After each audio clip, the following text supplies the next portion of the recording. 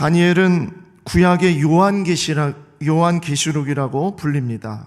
그 말은 즉 다니엘은 그저 우리가 잘 알고 있는 목에 칼이 들어와도 우상에게 절하지 않는 이야기, 또 이방의 땅에 있다 하더라도 하루 3번 예루살렘을 향해 기도하는 이야기, 풀무에 들어간 새 친구들이 다시 살아서 나온 이야기나 사자굴에 들어간 다니엘의 이야기, 갑자기 소원이 나타나서 벽에 글씨를 쓰는 그런 기적과 같은 이야기로만 다니엘을 알고 있어서는 안 된다는 얘기입니다. 그 정도만 아는 것은 다니엘을 반밖에 아는 것이 아니에요. 다니엘의 진수는 7장부터 12장에 이르는 다니엘이 본 환상입니다. 이 환상은 한마디로 정말 환상적인 하나님의 계시이며 모든 역사 가운데에서 지금 우리에게 이르기까지 하나님의 자녀들의 가슴을 뛰게 만드는 동력이 됩니다. 그래서 다니엘을 읽으면 읽을수록 정말 이런 기적이 일어났으면 좋겠다, 거기에서 끝나는 것이 아니고요, 이미 내 삶이 기적과 같은 삶이구나 라고 고백하는 것, 이렇게 바뀌는 것이 진짜 다니엘을 제대로 읽는 거예요. 그래서 다니엘서를 읽을 때 7장에서부터 나타나는 이 환상을 우리도 하나님의 눈으로 바라보게 될 때 놀라운 감동이 일어나는 줄 믿습니다. 이 존 월브워드라는 신학자가 있습니다. 이 신학자가 이런 말을 했어요. 보수주의적 학자들은 7장을 성경의 놀라운 예언 중 하나로 인정해 왔고 바벨론에서 그리스도의 재림에 이르는 하나님의 전체 계획의 열쇠라고 인정해 왔다. 그만큼 정말 우리 개혁주의 신학을 따르는 백성들, 우리 이 신앙을 가지고 있는 사람들에게 있어서는요, 이 다니엘 7장의 이 이야기, 이 환상은요, 정말 하나님의 전체 계획을 풀어내는 열쇠와 같다고 보는 거예요. 너무 중요한 말씀이다라는 거죠. 그래서 오늘 우리가 읽은 이 본문은 다니엘이 본 환상 가운데 첫 번째 이야기, 내 짐승의 환상에 대한 이야기입니다. 자, 이 이야기를 잠깐 먼저 좀 소개해 드리겠습니다. 벨사살 왕 원년에 다니엘은 밤에 환상 가운데 하늘에서 내 바람이 큰 바다를 휘젓는 그런 환상을 보게 돼요. 그리고 온 세상에서 거대한 바람이 불어와 바다를 뒤 흔들어 놓습니다. 보통 성경에 나오는 이 바다, 특별히 환상에 나오는 이 바다는요, 하나님을 대적하는 혼돈의 세력을 대표할 때 이 바다가 많이 나오게 돼요. 그래서 이 혼돈의 바다에서 모양이 다른 거대한 짐승 4마리가 올라오게 되는 거죠. 자, 이 짐승의 모습을 보니 이렇습니다. 첫 번째는 사자 같은데 독수리의 날개를 달고 있고요. 두 번째 짐승은 곰 같은데 그 입에는 새 갈빗대를 물고 있다고 그랬습니다. 그리고 세 번째 짐승은 머리가 4개고 4개의 날개가 달려있는 표범과 같은 짐승으로 나타납니다. 그리고 마지막 4번째 짐승은 어떤 동물에도 비교되지 않는 이상한 모습이라고 그랬어요. 뿔이 10개나 달리고 앞에 모든 짐승과 다르게 생겼다고 말하고 있습니다. 그래서 어떤 분들은 아마 이 짐승은 용같이 생기지 않았을까, 어떤 분들은 이 짐승은 코끼리같이 생기지 않았을까, 그렇게 말씀하시는 분도 있어요. 그러나 정확하게 나오진 않아요. 하지만 이 4번째 짐승은 커다란 쇠 이빨로 먹이를 으스러뜨리고 남은 것은 다 짓밟는 모습을 보입니다. 그리고 몸에서 나온 이 10개의 뿔 가운데에서 다시 새로운 뿔, 작은 뿔이 올라오면서 먼저 나 있는 3개의 뿌리까지 다 뽑아내는 거예요. 그리고 이 작은 뿔에서는요, 사람의 눈 같은 눈들이 있고 또 입이 있어서 큰 말을 한다라고 이렇게 말씀하고 있어요. 자, 이것이 다니엘이 본 환상입니다. 뭐가 보이십니까? 예전에 꾸었던 꿈, 나도 저런 꿈 꾼 적이 있는데 그런 분 계십니까? 좀 특이하잖아요. 그렇죠? 환상이니까요. 그래서 이 다니엘과 요한계시록 같은 이 묵시 문학은요, 이런 환상을 우리가 딱 접했을 때 사실 우리가 주의가 필요해요. 무슨 주의가 필요하냐면 이 환상은 보는 거잖아요. 이 가시적으로 보는 거거든요. 가시적으로 보기 때문에 이것은 입체적인 겁니다. 그래서 입체적인 것을 글로 설명을 해놔야 돼요. 그러니까 이 입체적인 것을 글로 설명을 하다 보니 앞뒤가 안 맞을 수 있고 그리고 순서가 바뀔 수가 있어요. 이게 다니엘서가 그렇잖아요. 1장부터 6장까지 이야기는 역사적인 어떤 일어난 사건에 따라서 나온 이야기지만 7장에 보니까 다시 앞으로 돌아가는 이야기가 나오지 않습니까? 그러니까 이 묵시문학이 그렇습니다. 그래서 우리가 주의할 것은 이 다니엘과 요한계시록과 같은 이 묵시문학은요, 입체적인 그림으로 이것을 바라봐야 되는 거예요. 글로는 우리가 이렇게 1차원적으로 글로 우리가 이렇게 보는 것이지만, 그러나 이것을 입체적으로 우리가 해석해야 됩니다. 그렇지 않으면 어떤 문제가 생기냐? 세대주의자들과 같이 그런 오류가 생기는 거예요. 그냥 이 성경에 적혀 있는 대로 순서를 잡다 보니까 문제가 생겨버려요. 그래서 이상한 교주가 나오게 되고 이상한 교단이 나오게 되고 막 그런 현상들이 벌어지게 되는 것이죠. 그래서 우리 다니엘서 이 환상을 볼 때에는요, 입체적으로 보셔야 됩니다. 근데 너무나도 감사한 것은 이 입체적인 이 그림 속에 너무나도 분명한 확연한 하나님의 계시가 들어있다는 거예요. 특별히 이 7장의 말씀에 그런 이야기가 들어있어요. 그러면서 이 이야기는요, 시간이 지나면서 이 이야기, 이 환상 속에 담겨져 있는 이 입체적인 그림이 어떻게 실제화되는지를 보게 됩니다. 다니엘은 못 봤어요. 누가 봐요? 우리가 볼 수 있어요. 많은 시간이 지나고 난 다음에 우리가 이 환상이 어떤 일이었는가를 우리는 볼 수 있었어요. 정말 이것은 너무나 감사한 일이죠. 그렇죠? 수많은 이 역사 속의 많은 일들이 우리에게 이것을 증거해냈기 때문입니다. 그래서 이 환상은 무엇에 대한 환상이었냐? 사자 같은 것은 바벨론을 뜻하는 것이었고요, 곰 같은 것은 메대와 바사를 뜻하는 것이고, 그리고 표범 같은 것은 그리스, 이 모든 그리스의 문화를 이제 섭렵을 했던 알렉산더 대왕을 말하는 것이고, 마지막 네 번째 짐승은 로마와 이 세상의 종말을 다 가리키는 그러한 이야기로 볼 수 있게 된 겁니다.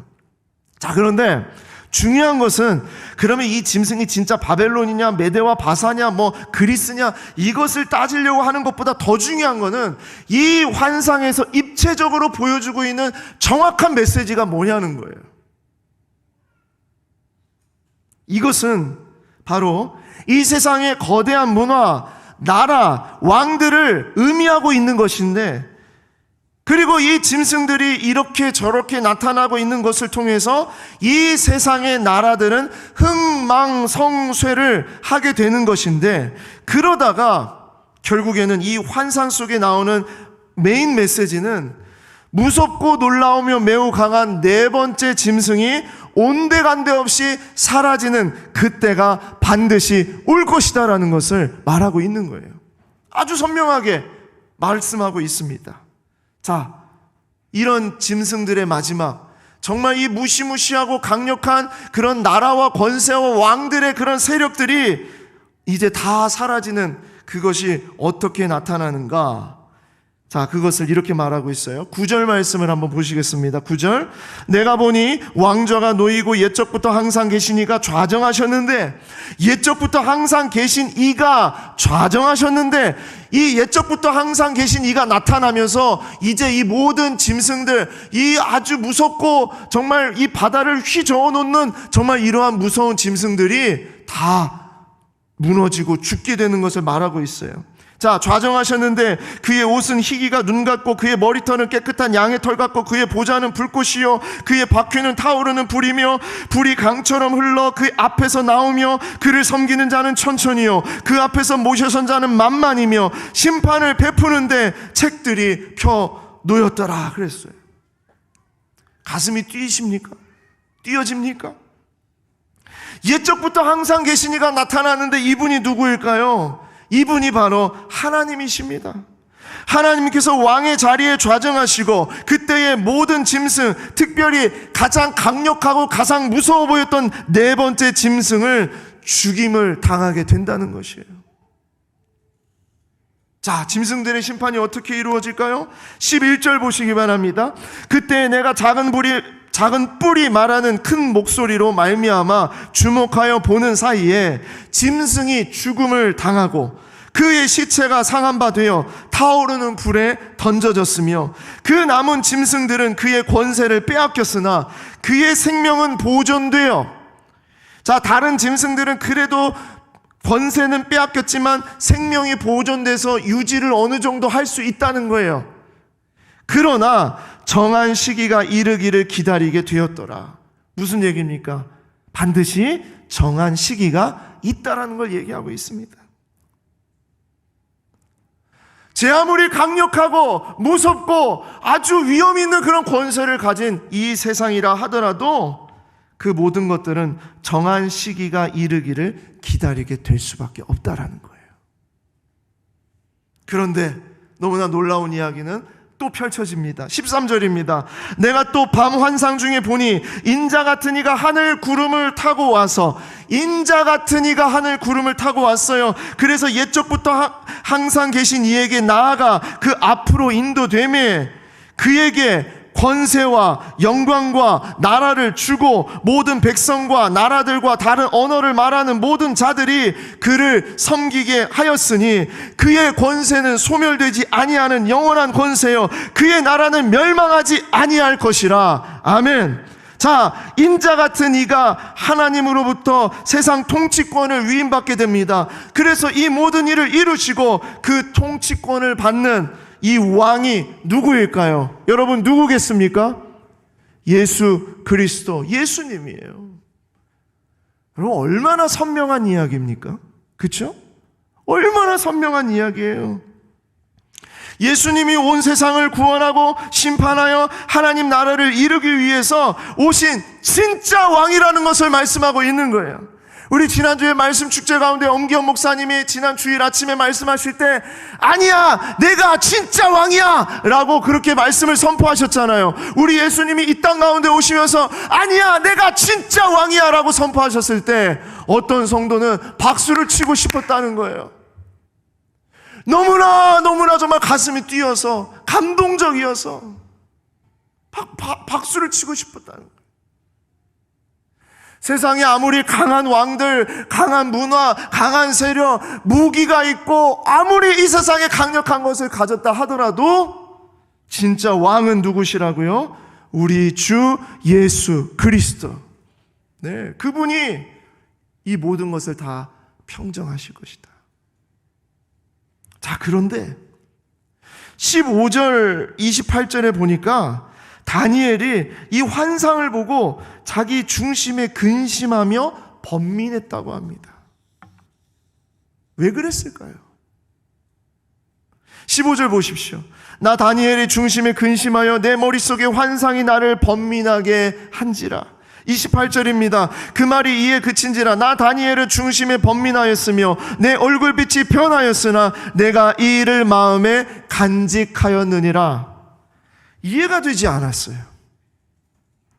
이렇게 결론이 확실한데, 이렇게 끝이 확실한데, 이것은 예수님의 승리로 끝나는 것인데, 하나님께서 다스리는 것으로 끝나는 것인데, 왜 다니엘은 근심하고 번민을 했을까요? 그 이유는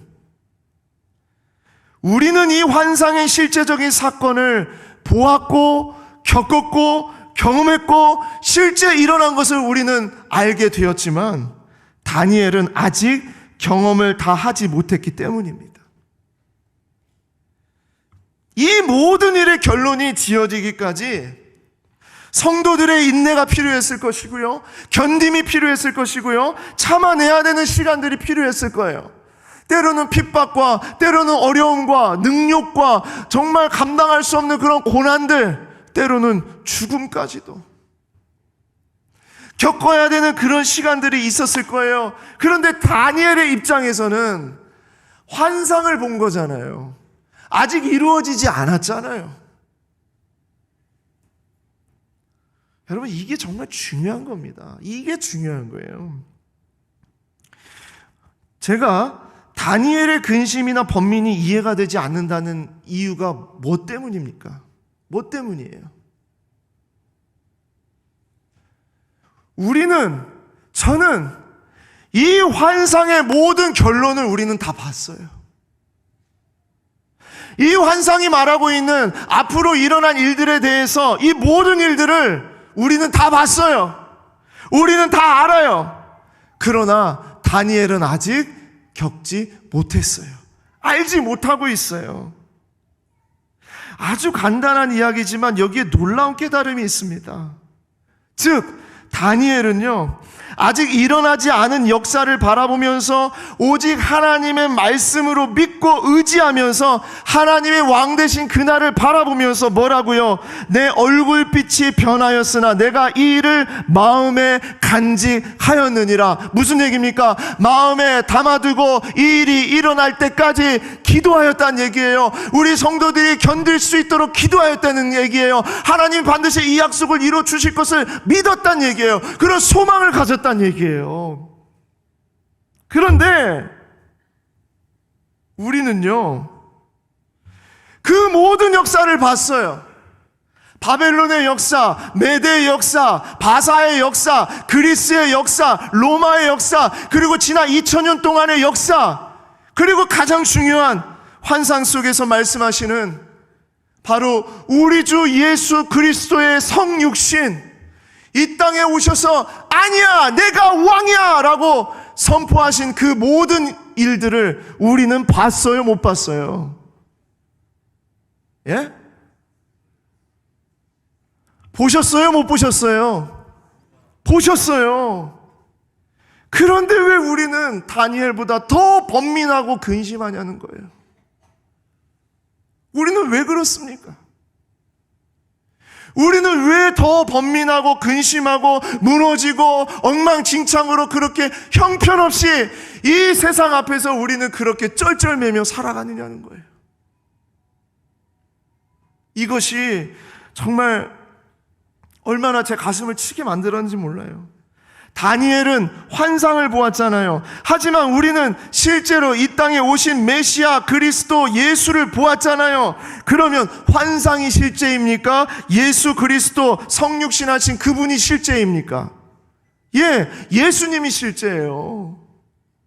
우리는 예수님을 만났어요. 우리는 예수님을 보았어요. 그런데 왜 우리는 환상을 본 다니엘보다 더 근심하고 번민을 하면서 우리는 살아갈까요? 마치 승리한 축구 경기를 다시 보기 하면서 이거 질 것 같은데 어쩌지 하면서 전전긍긍하고 있는 마치 그런 모습 같은 거예요. 저는 이런 생각을 종종 해요. 다니엘은 본방을 아직 못 봤어요. 다니엘은 예고편만 본 사람이에요. 예고편만 보았는데 우리는요, 본방을 다 봤어요. 이미 본방을 보고요, 우리의 삶은 무엇을 하는 거냐면 재방송이에요. 재방송. 이 경기는 이긴 경기예요. 그런데 결과를 알면서도 왜 그렇게 번민하고 근심하고 무너지고, 마치 나는 버림받은 것처럼, 나는 정말 아무 쓸모없는 것처럼, 세상이 말하는 기준대로, 세상이 바라보는 대로, 세상이 말하는 대로 그렇게 우리를 그렇게 평가하고 있냐고요. 다니엘이 본 환상을 통해서 우리가 정말 붙잡아야 될 게 무엇일까요? 이 환상의 모든 역사가 성취되었고, 그리고 지금 성취되고 있으며 앞으로도 성취될 것이니, 그러니 절대로 무너지지 말라는 거예요. 무너지지 말라. 자, 다니엘이 본 환상의 결론이 어떻습니까? 17절 말씀, 18절 말씀입니다. 우리 다시 한번 같이 읽어보겠습니다. 시작. 이승은 세상에 일어날 내 왕이라. 지극히 높으신 이의 성도들이 나라를 얻으리니 그 누림이 영원하고 영원하고 영원하리라. 아멘. 자, 이 성도들의 누림이 어떻다고요? 영원하고 영원하고 영원하리라. 아멘.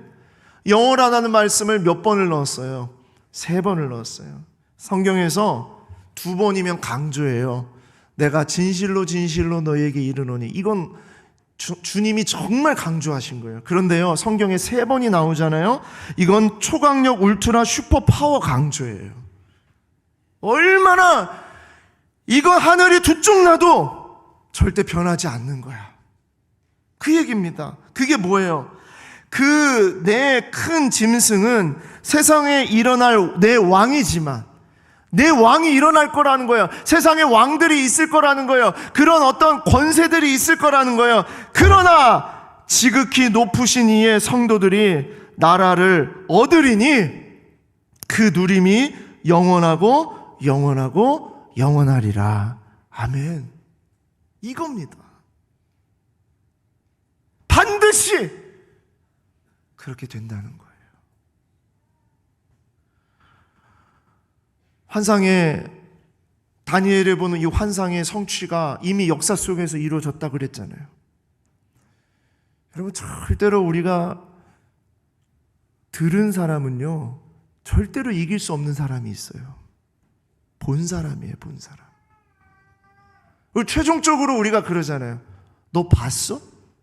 그걸로 끝나는 거예요. 너 봤어?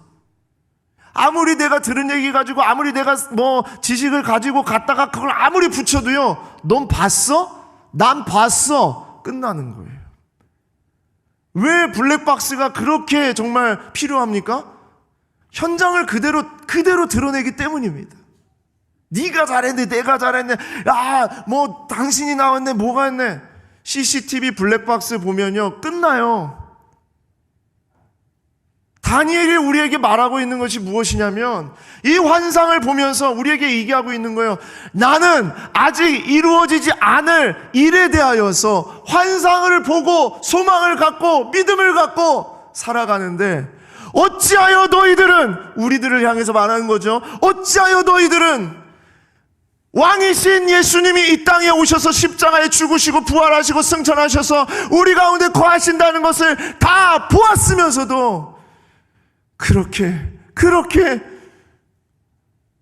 들은 사람보다, 환상을 본 사람보다 그렇게 못하게 살아가느냐고 말씀하는 거예요.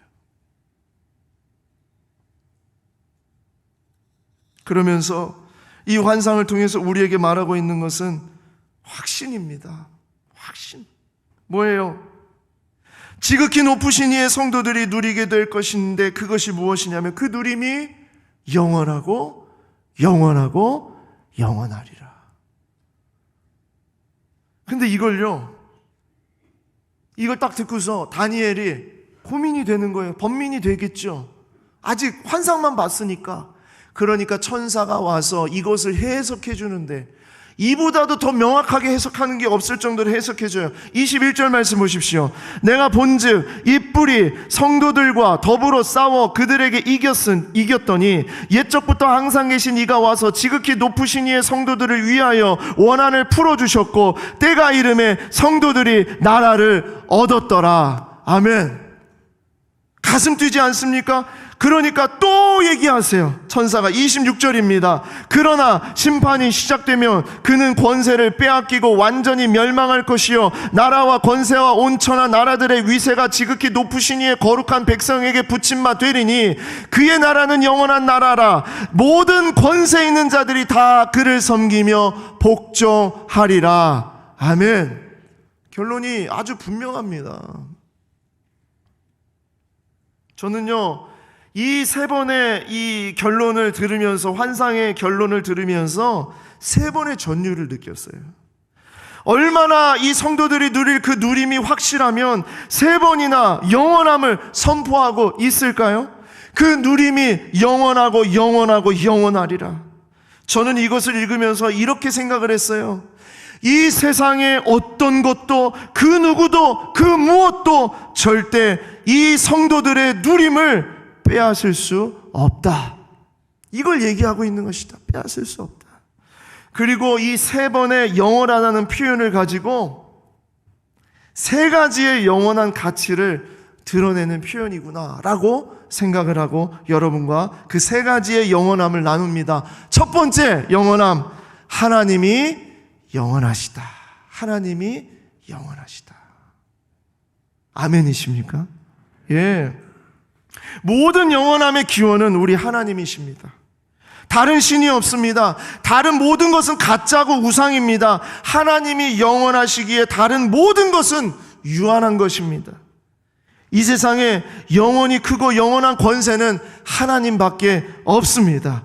우리의 영원함의 근거는 우리 하나님의 영원하심입니다. 하나님이 영원하시기에 하나님이 아니 계신 곳이 없다는 얘기입니다. 모든 것을 아시고 모든 것을 하실 수 있으며 모든 시간을 다스리는 분이라는 거예요. 하나님의 영원하심에는 모든 능력이 담겨져 있는 것입니다.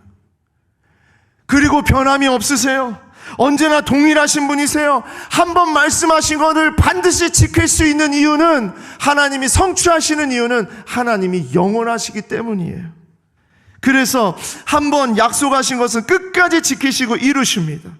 그래서 하나님의 일하심은요, 가장 선하고 좋은 것이며 완벽한 것인 줄 믿습니다. 모든 것이 변하는 이 세상 가운데 변하지 않는 하나님을 안다는 것보다 더 좋은 것이 없어요. 여러분, 추수감사주일에 우리가 진짜 감사해야 될 게 뭐예요? 그건요, 하나님, 영원하신 하나님을 내가 믿고 알고 하나님의 자녀가 되었다는 거예요. 이것보다 더 감사한 게 없잖아요. 하나님의 나라가, 하나님의 자녀인 우리가 영원할 수 있는 것은 하나님의 영원하심 때문입니다. 하나님이 영원하십니다. 두 번째로, 하나님의 나라가 영원하다는 거예요. 하나님의 나라가 영원하다. 하나님이 영원하시니 하나님이 다스리시는 나라는 당연히 영원하겠죠.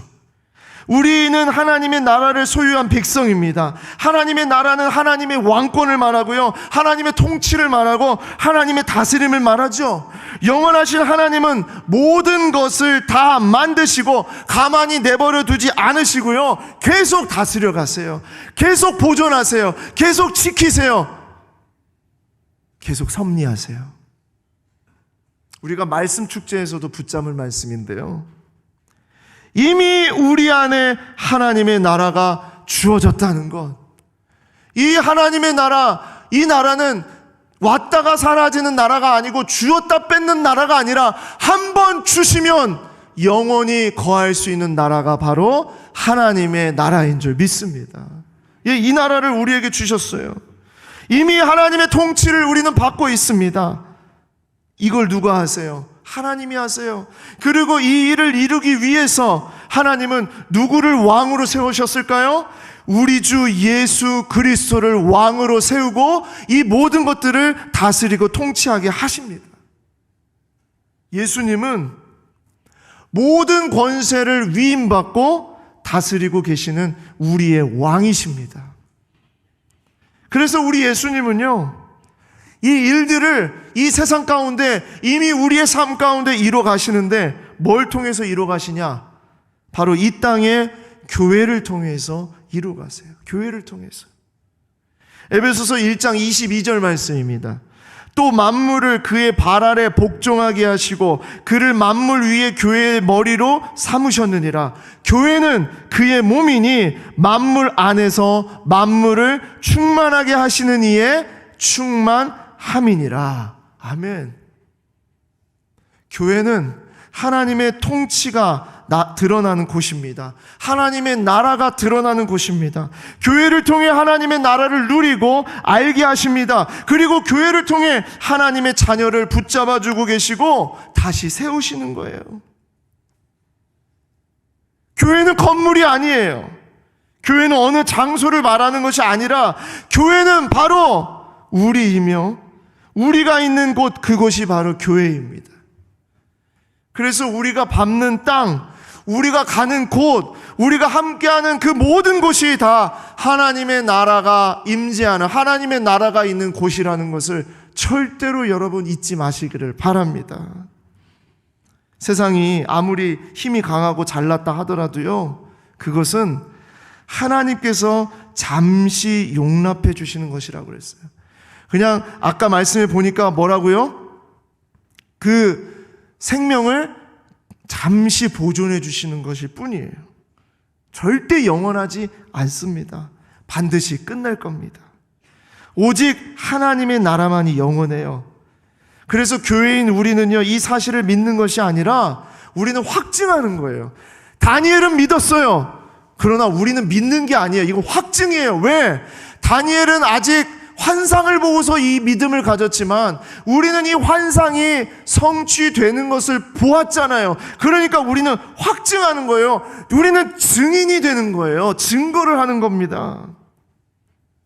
이미 우리 안에 하나님의 나라가 임하신 줄 믿습니다. 이걸 우리는 증인으로 우리는 살아가는 거예요.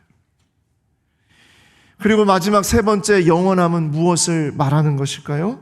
그것은 하나님의 자녀가 영원하다라는 것입니다. 하나님의 자녀가 영원하다. 하나님의 통치, 하나님의 나라는 바로 이 백성들, 하나님의 자녀들에게 주어지는 특별한 권세이며 그 누림은 어떻다고요? 영원하고 영원하고 영원합니다. 이게 누가 누리는 거예요? 하나님의 자녀들, 우리들이 누리는 거예요. 18절 말씀입니다. 지극히 높으신 이의 성도들이 하나님 나라를 얻으리니. 22절입니다. 지극히 높으신 이의 성도들을 위하여 원한을 풀어주셨고 때가 이름에 성도들의 나라를 얻었더라. 27절입니다. 나라와 권세와 온천한 나라들의 위세가 지극히 높으신 이의 거룩한 백성에게 붙임 바 되리니. 할렐루야. 지극히 높으신 이의 성도는 누구를 말해요? 참 이스라엘 백성, 메시아의 통치 아래에 있는 우리 모든 주의 자녀들을 말하는 겁니다. 우리 주님은 신실한 신자들로 구성된 이 이스라엘, 이 예수님의 교회에 하나님의 나라를 맡기셨어요. 예수님의 오심으로 하나님의 나라가 시작되었다는 것을 알리셨고 예수님을 믿는 모든 사람들은 하나님 나라의 시민이라는 거죠. 그래서 여러분 결론은 그렇습니다. 우리의 운명은, 우리의 궁극적인 삶은 우리 주 예수님과 함께 하나님 나라를 다스리고 영원히 주님과 함께 하는 것입니다. 이것이 다니엘이 우리에게 말하고자 하는 메시지예요. 아주 선명한 메시지예요. 그러니 염려하지 말고, 고민하지 말고, 무너지지 말고, 세상의 기준으로 우리를 자꾸 바라보지 말고 하나님께서 말씀하신, 보여주신 바로 그 말씀으로 우리의 이 모든 것들을 바라보는 여러분과 제가 되기를 소망합니다. 다니엘은 근심하고 고민할 수 있어요. 아직 일어나지 않은 일에 대해서 보았기 때문이에요. 그러나 우리는 이미 다 보았어요. 모든 세상 속에, 모든 나라 가운데 모든 왕들이 나왔다가 사라지는 거 다 보았어요. 그리고 우리 주 예수 그리스도께서 이 땅에 오셔서 진정한 왕으로 십자가에서 죽으시고 부활하셔서 하나님의 보좌 우편에 앉으시며 우리의 모든 것들을 통치하시는 하나님의 그 역사를 우리에게 보여주셨어요. 때로는 고난 중에 핍박 가운데 무너지고 눈물을 흘리고 아픔을 당하고 심지어 죽음을 당하게 되더라도 하나님은 하나님의 이 약속을 절대 무너뜨리지 않으신다는 거예요. 예수님이 이렇게 말씀하셨어요. 요한복음 11장 25절. 예수께서 이르시되 나는 부활이요 생명이니 나를 믿는 자는 죽어도 살겠고 무릇 살아서 나를 믿는 자는 영원히 죽지 아니하리니 이것을 내가 믿느냐? 믿습니까?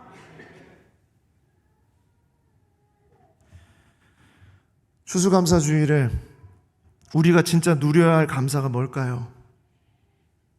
자녀가 학교 잘 다니고 또 우리가 좋은 직장에 다니고 먹고 살만한 집이 있고 그런 형편이 되고 건강하고, 여러분 이런 것으로 우리가 추수감사주일에 우리가 감사할 첫 번째가 될까요?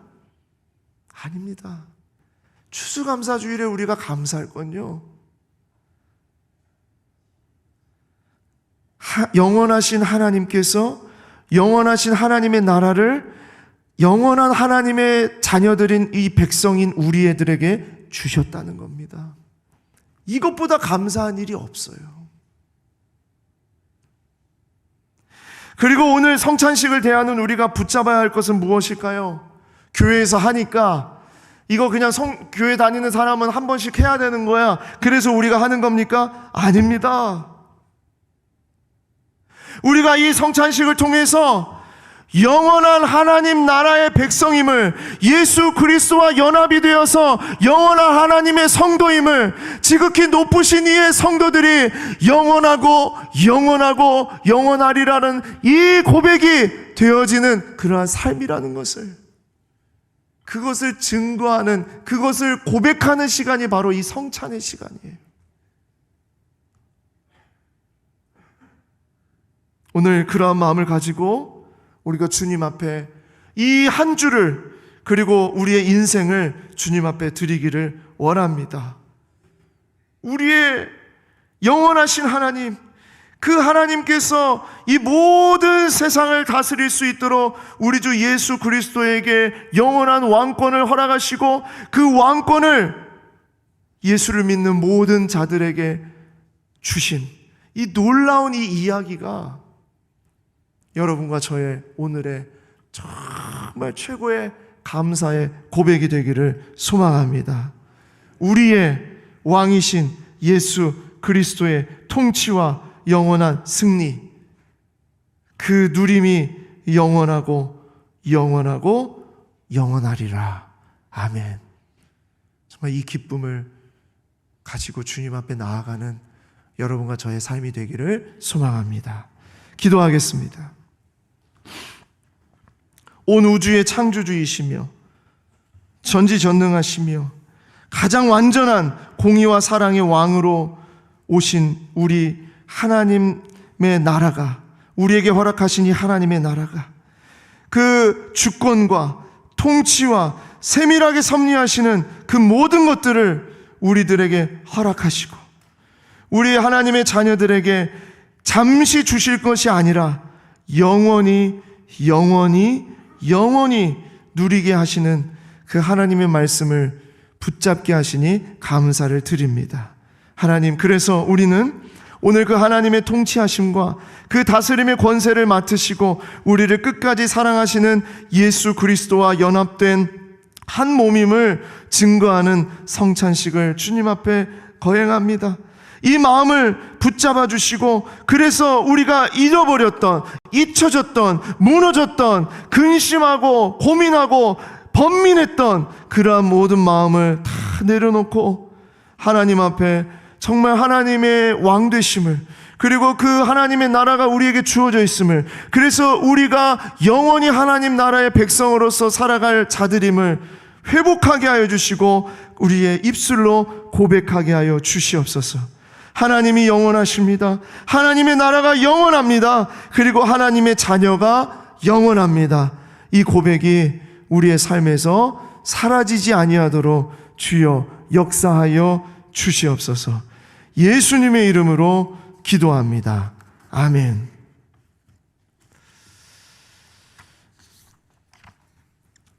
이제 우리 마음을 모아서 기도하면서 성찬을 준비하겠습니다. 오늘 성찬식은 아직도 코로나에 대한 주의가 필요하여서 일회용 떡과 잔으로 변경해서 지나가게 됨을 양지해 주시기를 바랍니다. 안전을 위해 떡은 손바닥에 우리 위원들이 올려드릴 것입니다.